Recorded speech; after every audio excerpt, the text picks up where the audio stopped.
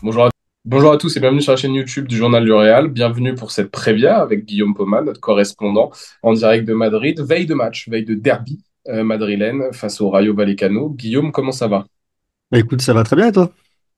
Très bien aussi. On a passé une belle semaine italienne.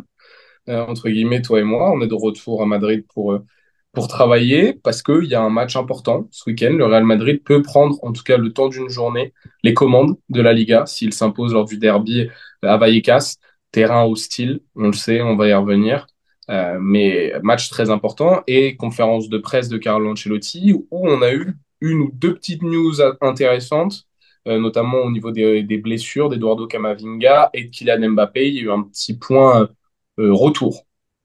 C'est ça. Et Eduardo Camavinga, qui était de retour mardi en entraînement individuel, était de retour à l'entraînement collectif et il est disponible pour le match de demain selon les dires de Carlo Ancelotti. Kylian Mbappé, lui, ne l'est pas. On sait, il y a eu un communiqué médical hier et il est absent pour cette rencontre contre le Rayo Vallecano. Par contre, il y a bon espoir de le voir. Enfin, il voyagera avec l'équipe au Qatar et il y a sans doute espoir de le voir sur la pelouse pour la finale de la Intercontinentale qui sera ce mercredi. Et pour finir sur le groupe rapidement, David Alaba était également présent, hein. Il continue sa rééducation, mais il fait une partie de l'entraînement avec le groupe à chaque fois. Donc il était présent à l'échauffement au début et ça fait plaisir de le voir. Les seuls absents étaient donc Ferland Mendy, Eder Militao, Dani Carvajal et Kylian Mbappé. Donc ça, au moins, on a un petit point, le point de vue de Carlo Ancelotti, qui s'est d'ailleurs aussi exprimé sur un autre Français, Aurélien Tchouameni, au vu de son positionnement et de sa dynamique actuelle. Qu'est-ce qu'il nous a dit de beau, le coach italien? Assez longue déclaration, presque une déclaration d'amour, en tout cas une déclaration de remerciement à Aurélien Tchouameni. Je vais vous la lire. La première chose, c'est de le remercier pour son engagement, son altruisme. Il joue défenseur central sans se plaindre et il en tire le meilleur. Contre l'Atalanta et Gérone, il s'est très bien comporté et ce n'est pas un hasard si nous avons gagné ces deux matchs avec lui en défense centrale. Il ne faut pas oublier que ce n'est pas son poste, mais il le fait pour l'équipe. Chez nous, c'est un milieu de terrain. Il est fondamental pour nous à ce poste-là. Il y en a peu sur le marché comme lui, mais nous sommes dans une situation d'urgence et donc il doit jouer défenseur central. Voilà la déclaration complète d'Ancelotti au sujet de Tchouaméni. Déclaration évidemment très positive qui rappelle que ça reste du dépannage, ce poste de défenseur central, mais qui sous-entend quand même que ce dépannage peut être amené à durer, j'ai un peu l'impression. Mais en tout cas, voilà, une vraie belle déclaration, j'ai dit d'amour, peut-être que j'abuse un petit peu, mais en tout cas une belle déclaration de remerciement envers Aurélien Tchouaméni et Ancelotti avait le sourire quand il a déclaré ces mots-là. Ouais, parce que on sait pas si c'est de la langue de bois un peu, si c'est caressé dans le sens du poil le joueur aussi, pour essayer de lui faire comprendre, tu restes un milieu de terrain dans notre esprit. On verra la dynamique du Real Madrid sur ses prochains matchs, la dynamique de groupe, la dynamique du mercato aussi, les prochaines échéances qui arriveront. On sera un peu mieux situé, mais je trouve la déclaration de Carlo Ancelotti assez intelligente dans ce contexte. Garder ces joueurs concernés, rappeler qu'il y a des contextes un peu particuliers et qu'il faut s'adapter, c'est pas mal du tout. Puis il y a eu aussi, pour finir, sur les déclarations, Hendrik, il a eu un petit mot pour Hendrik, il y a eu pas mal de choses qui ont circulé dans la presse, qui s'impatientent, etc., etc., alors que ça m'a l'air, d'un point de vue extérieur, un garçon tout à fait sérieux et qui travaille. Et d'ailleurs, le coach italien témoigne dans ce sens-là, non? Ouais, il y a une question d'une journaliste brésilienne au sujet d'Hendrick, sur évidemment son temps de jeu, même surtout sur l'état mental actuel, comment se sent Hendrick finalement, parce qu'on le voit pas beaucoup sur la pelouse, donc faut bien un peu prendre des nouvelles, on va dire. Et Ancelotti a répondu qu'il travaille très bien, il est focalisé sur son travail, il ne demande rien, il est très concentré, il est très jeune, il a un des meilleurs attaquants du monde devant lui, nous devons être patients, il aimerait jouer plus, c'est sûr, mais il ne demande rien, laissons-le continuer son apprentissage comme ça, c'est tout. Voilà les mots de Carlo Ancelotti au sujet du jeune Brésilien qu'on n'a pas vu sur la pelouse depuis quelques temps. Ouais, parce il est pas rentré contre l'Atalanta de manière assez surprenante, alors que Vinicius était totalement Non. coq, la tête bien enfumée là, dans le froid de Bergame. Hendrik n'a même pas foulé la pelouse, donc oui, et puis en plus, il y a eu une déclaration aussi hein, fermée auprès Ouais. cet hiver. Hendrik devrait rester, donc voilà, c'est bien aussi d'essayer d'entretenir cette relation avec les petits jeunes, dont on sait que Carlo Ancelotti a toujours eu un peu de mal à manager au niveau du temps de jeu dans les rotations, donc au moins, il se débrouille dans la presse. Il a encore eu la question sur la fameuse question sur les rotations. Pourquoi Carlo ne fait pas tourner? Qu'est-ce qu'il pense des critiques à ce sujet-là? Il a dit, on a un effectif réduit actuellement, c'est dur de faire tourner. Et ensuite, il est parti en se moquant un petit peu des journalistes, en donnant la même réponse que d'habitude. Il a dit, Hendrik joue peu, blablabla. Mais un jeune doit aussi être savoir être patient et apprendre et blablabla et blablabla. Voilà les mots exacts de Carlo Ancelotti, parce que c'est retranscrit comme ça hein, sur le site du journal du Real. Et c'est pas moi qui ai eu la flemme d'écrire ce qu'il a dit, c'est vraiment, ce sont vraiment ces mots. Donc voilà, le seul petit moment amusant de la conférence de presse. Carlo Ancelotti en a un petit peu marre de cette question sur pourquoi il fait pas tourner et il considère que lui, il n'a pas vraiment ce qu'il faut finalement pour parvenir à bien faire tourner l'effectif avec toutes les Et blessures. d'ailleurs, pour que ça nous serve de transition vers le terrain et une prévia un peu plus tactique désormais, il y a eu une déclaration aussi de Carlo Ancelotti sur le Rayo Vallecano. Et donc, justement, je pense que c'est la transition parfaite. Dis-nous tout. Ça, la première déclaration habituelle sur le match de demain. Il a dit que c'est un nouveau match exigeant sur un terrain difficile. Il a conscience. En tout cas, clairement, on sent qu'il a conscience que voilà, c'est pas facile le déplacement à Vallecas. Il a confiance en son équipe évidemment pour faire un bon match et l'objectif est de prendre les 3 points. Mais il y a clairement ce côté, voilà, un déplacement difficile. C'est quelque chose qui est coché sur le calendrier comme étant un match peut-être plus facile par exemple que le déplacement qu'il y avait eu à Leganés ou qu'un déplacement à Retafe ou des choses comme ça. C'est ça. Donc ouais, puis Derby, on le sait, terrain un peu hostile, tout ça. L'équipe d'Inigo Pérez est aussi très sérieuse. Ils sont dans leur standard habituel, hein. 5 victoires, 4 matchs nuls, 6 défaites, 12e de Liga. Ça joue pas le maintien, c'est dans le milieu de tableau, voire ça peut avoir des périodes cette saison où pourquoi pas taper la première partie. Donc C'est très fort à du tableau domicile, de ouais. Liga. Et ça engrange les points à domicile exactement. Donc on peut s'attendre à un match, hein, encore une fois, bon, c'est pas rétafé, hein, mais assez rugueux, tactiquement, impactant dans les duels. On va plutôt quand même se concentrer côté Real Madrid. C'est quoi la composition probable attendue? Est-ce que Carlo Ancelotti nous a mis sur des pistes? À quoi tu t'attends pour ce match? Pas vraiment, il a dit que Kamavinga était disponible, mais pas qu'il n'a pas du tout confirmé qu'il serait titulaire ou quoi. Et il y a une vraie interrogation qui se pose, puisqu'il y a quand même une finale dans la semaine, un match contre Séville ensuite, avant la trêve. Est-ce que ce serait pas le moment de faire tourner potentiellement ce déplacement au Rayo? On sait que c'est un match difficile. Après, je vois mal Carlo Ancelotti faire tourner pour une finale. Je pense que même c'est pas dans son intérêt. Ça reste une finale et t'alignes ton meilleur 11, quel que soit le niveau de l'adversaire. Donc peut-être qu'il va faire tourner. Pour moi, il y a une petite interrogation, peut-être pour faire souffler Rudiger en défense centrale, maintenant qu'Asensio s'est établi et que Tchouaméni a montré de bonnes performances. Pourquoi pas? Après, il n'y a rien eu hein, dans ce sens-là. C'est une supposition. Et pareil, au milieu de terrain, le retour de Camavinga pourrait peut-être permettre de faire souffler, je pense, Valverde. Je pense que Bellingham est en tout cas sur une série folle en termes de buts marqués, notamment en Liga. Je pense qu'il sera titulaire. Peut-être que Kamavinga, pour moi, Kamavinga, il est censé être, s'il a dit qu'il était disponible, il n'a pas précisé que c'était pour 30 minutes ou pour être titulaire, donc logiquement, c'est qu'il est capable d'être titulaire. Donc pourquoi pas Kamavinga au milieu de terrain, et ensuite à voir. Ceballos a fait un excellent match à l'Atalanta. Ce serait peut-être un petit peu, sauf si c'est pour le reposer, sinon ce serait un petit peu bâtard de l'enlever au retour de Kamavinga, je trouve, parce qu'il a quand même très bien joué dernièrement. Donc il faut voir aussi si le choix est d'aligner un milieu à 3 ou un milieu à 4, sachant que devant Rodrigo et Vinicius Junior sont disponibles, Brahim également. Il y a clairement des interrogations. C'est dur de donner un 11 probable, enfin c'est dur de se dire que de donner un 11 et de se dire c'est celui-là, j'aurais raison. C'est assez compliqué, il y a quand même pas mal d'interrogations entre la défense centrale et le milieu de terrain et combien il y aura de milieu de terrain sur la pelouse.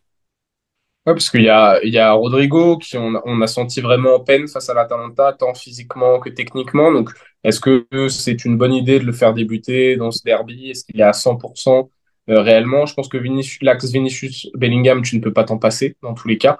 Donc, eux débuteront la rencontre. J'estime que Ceballos a gagné ses galons et de toute façon, on l'a vu dans la presse espagnole, ça on a beaucoup parlé cette semaine, mais il est en train de définitivement s'installer.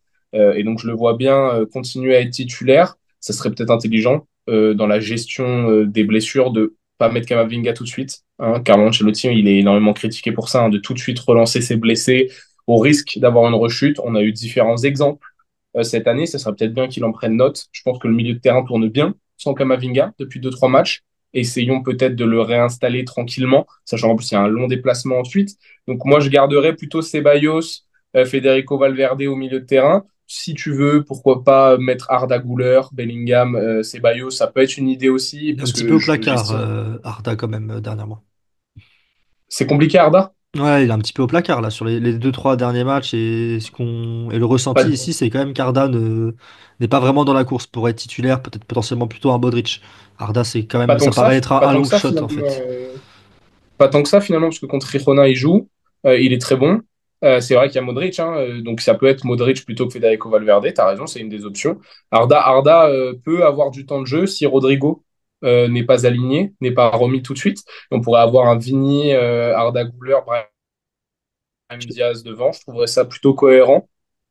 Et moi j'aimerais bien revoir pourquoi pas Fran plutôt que Ferland. Ça, après c'est un Bah choix, peu Ferland est importe la absent, hein. solution. Ferland est Ferland absent et donc Mendy, Fran est Ferland est là, Fran blessé. sera là, oui.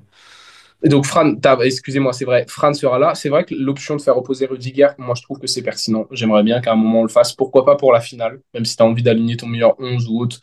On peut, donc c'est peut-être maintenant, faut le faire, justement, parce que Séville, domicile, c'est bien de l'avoir.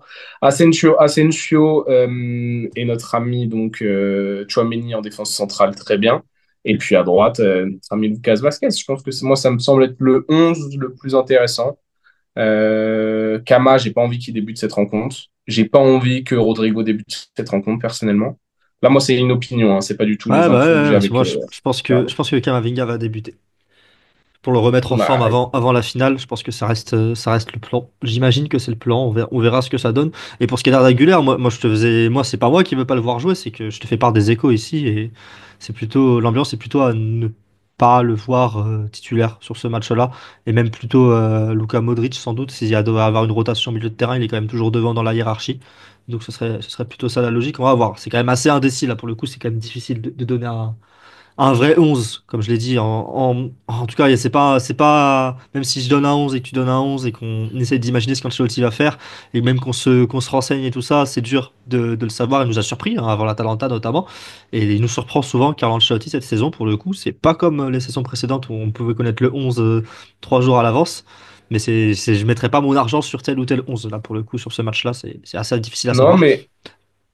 mais on voit les différentes options. Dans tous les cas, les noms qu'on a cités, ce sont des joueurs qui vont avoir du temps de jeu, quasiment certains, face au Rayo Vallecano. Il y en a qui vont rentrer en jeu ou autre. En tout cas, va falloir techniquement contrôler le tempo, limiter les transitions du Rayo. Ça, c'est généralement le plan de jeu en Liga. Mais il va falloir voilà, que Denis Ceballos continue. C'est sur ce genre de match où je pense qu'il va encore plus pouvoir mettre sa patte, mettre sa main sur le contrôle du jeu, son pied plutôt que sa main. Et puis, il va falloir que Vini, Bellingham, là aussi, eux, cet axe qui a si bien marché face à l'Atalanta, soit de nouveau pertinent.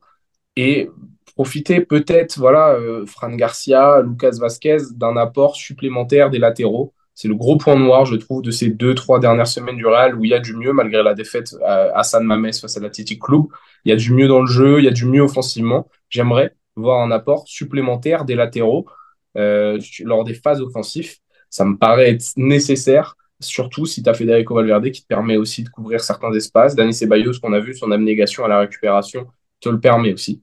Donc, moi, c'est mon point, mon axe d'amélioration sur cette rencontre. C'est vraiment l'apport des latéraux. Moi, je suis assez d'accord, je suis assez d'accord. On a vu quand même Fran être très mobile contre l'Atalanta, mais par exemple Vasquez, qui est quand même un joueur qui brille souvent plus offensivement que défensivement, même quand il est au poste de latéral, on le voit assez peu. C'est un joueur qu'on a vu marquer des buts, faire des passes décisives, hein, ces deux dernières saisons, même en tant que rotation de Carvaral, là, c'est quelque chose qu'on voit assez peu. Donc oui, je suis assez d'accord avec toi. Après, il faut pas non plus trop se découvrir. Il y a quand même des joueurs offensifs intéressants en face. Et surtout, c'est une équipe qui, voilà, on sait, dans le petit stade de Vallecas, c'est très dur d'y jouer. Le Barça a dû compter sur une entrée exceptionnelle de Dani Olmo pour retourner la rencontre. Ils étaient en train de perdre, sinon, quand ils ont joué là-bas. Et le Rayo est excellent cette saison à domicile. Et c'est pas un match à prendre à la légère. Ancelotti en a bien conscience. C'est pour ça aussi, d'ailleurs, que je pense qu'il va. C'est pour ça qu'il y a vraiment une vraie interrogation sur le fait de faire tourner. Si c'était un match, par exemple, à la maison, on aurait clairement dit Ancelotti va profiter de ce match pour faire souffler. C'est plus dur de l'envisager parce que bah, tu as envie de mettre tes meilleurs joueurs quand tu te déplaces sur un terrain où le Real a beaucoup de mal historiquement en plus pour le coup. Dans tous les cas, il va mettre ses meilleurs joueurs. C'est sur un ou deux joueurs où ça serait peut-être bien de donner un peu du repos. Mais maintenant, de toute Ouais, façon, bah, c'est ça le Rudiger regarde, et ça le Valverde, regarde ces deux peu. noms-là, on est d'accord?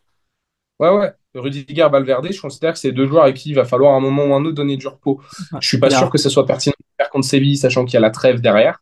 Je suis pas Non, bah sûr que ce non. soit pertinent de le faire lors de la finale. Tu l'as rappelé. De toute façon, c'est un match pour gagner un titre. Autant aligner ton meilleur 11. Et un Ce joueur veut jouer une match-là, même finale. si, Un joueur veut jouer une voilà, finale. ce match-là, même s'il est déterminant et qui te permet de mettre la pression au FC Barcelone avant qui eux, reçoivent Leganés dimanche 20h, c'est peut-être le moment de faire un tournée au moins un des deux, quoi, parce que bah, il y a plus que, je sais plus, 5 6 résistants dans l'effectif du Real qui ne se sont pas blessés cette année. Ah, ce serait bien C'est beaucoup, ouais. d'alourdir ce chiffre. Et puis aussi, je le maintiens, mais moi, des joueurs comme Rodrigo, Cama, que je sens pas à 100%, je veux bien qu'on veut les remettre en puissance avant donne-leur 30 minutes de temps de jeu, mais évite peut-être de les mettre directement dans le chaudron de Vallecas. Dans ce contexte-là, déjà eu trop d'exemples cette saison sur ça. C'est un peu agaçant. Bref, est-ce que tu as un prono, mon Guy, pour finir? Écoute, j'ai beaucoup hésité sur le fait de partir sur le traditionnel un partout du Real Madrid à Vallecas, mais je pense que le Real va gagner cette année. Notamment, je me rappelle quand même le mal que Dani Olmo a pu faire au Rayo il y a quelques semaines. Et je trouve que c'est un match parfait pour Bellingham en fait. C'est paraît simple, hein, on est reparti sur la même dynamique de l'an dernier et ça paraît simple de dire que Jude Bellingham sera le sauveur. Mais ça me paraît être un bon match pour Jude Bellingham, un match accroché quand même. Je pense que le Real gagne 2-0 cette rencontre, mais un 1-0 marqué première mi-temps, tranquille, mais un match où le Real se fait un petit peu peur et met un 2-0 en fin de rencontre pour clouer le sort. Donc ouais, 2-0 pour le Real à Vallecas, mais sans dire que ce sera une balade. Il y a le traditionnel 0-0 aussi. On avait vu ça l'année dernière au Bernabéu. Quel enfer. J'ai été au stade, d'ailleurs, toi aussi, logiquement. Ouais, bah oui, quel enfer. Euh, C'était un bel enfer, effectivement. Le maillot doré du Rayo, dégueulasse, voilà, je le dis. Et je m'en souviens très bien. Non, 2-0, ça me paraît être un bon prono. Je serais parti plutôt sur un... Allez, pour pas dire la même chose que toi, je vais dire... Je pense pas que le Real va encaisser de but. Je pense qu'on est en train je pense qu'on peut avoir un clean sheet. Grand Thibaut Courtois, encore une fois. 1-0 au Real. Et je pense qu'on va avoir un match bien ennuyant. Je dirais ouverture du score très rapide. Et après, il se passe plus rien. Voilà. J'avais soit le choix entre ouverture du score très tardif, là, comme on libère les joueurs à la fin, Bellingham, un but ou autre. Moi, je pense que là, on a un but de Brahim dans les premières minutes. Et après, il se passe plus grand-chose. Voilà. Faut Jack Brahim soit titulaire pour qu'il marque dans les premières Il minutes. le sera, il le sera, il le sera. Ton prono peut être faussé, mais avant même le début du match. C'est une grande première, ça. Et oui. Merci beaucoup, Guillaume. J'espère que vous avez eu une vision d'ensemble de cette rencontre. Il y aura évidemment un débrief à la suite de ce match-là. Je pense d'ailleurs que c'est toi et moi, encore une fois, si je me trompe pas. C'est ça, normalement. Et tous les deux, peut-être, encore une fois, on va peut-être pas se lâcher tous les deux sur le même setup. Écoutez, merci beaucoup. Mettez-nous en commentaire ce dont vous avez pensé de cette prévia et quels sont vos pronostics, surtout Vo- pour le match. Votre 11 aussi. J'aimerais bien voir si certains Oui. ont un 11 particulier. Donc, soit votre 11, soit ce que vous attendez de la part de Carlo Ancelotti, mais ça m'intéresse parce qu'il y a beaucoup d'indécisions. Je m'excuse aussi peut-être pour la qualité de son qui est pas la même que d'habitude. Moi, je suis pas dans mon setup habituel, je suis pas sur Paris. Donc forcément, TikTok, ça follow, YouTube, ça follow. Mettez en commentaire, likez la vidéo et puis on se retrouve très vite pour du nouveau contenu sur la chaîne YouTube du Journal du Réal. Allez, ciao!